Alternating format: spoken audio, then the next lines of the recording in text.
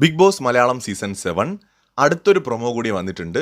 ലാലേട്ടൻ്റെ last warning ലാലേട്ടൻ കൊടുത്തിരിക്കുകയാണ്.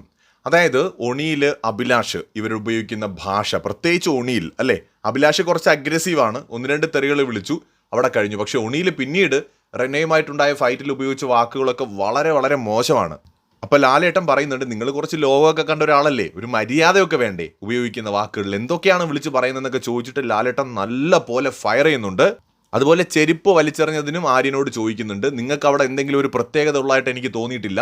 അതുപോലെ അവിടുത്തെ പ്രോപ്പർട്ടികൾ എടുത്തെറിയുന്നത് അതൊക്കെ അങ്ങ് വീട്ടിൽ പോയി ചെയ്താൽ മതി, ഇവിടെ നടക്കില്ല, ഇത് ലാസ്റ്റ് വാർണിംഗ് ആണ്, ഇനി ഇതുപോലെ എന്തെങ്കിലും ഉണ്ടായാൽ ഞങ്ങൾ നേരെ തൂക്കി അവിടെ നിന്ന് എടുക്കും എന്നാണ് ലാലേട്ടൻ പറഞ്ഞിരിക്കുന്നത്. വളരെ സീരിയസ് ആയിട്ടുള്ളൊരു warning Big Boss Malayalam season 7 ഇപ്പോൾ ലാലേട്ടൻ കൊടുത്തിരിക്കുകയാണ്.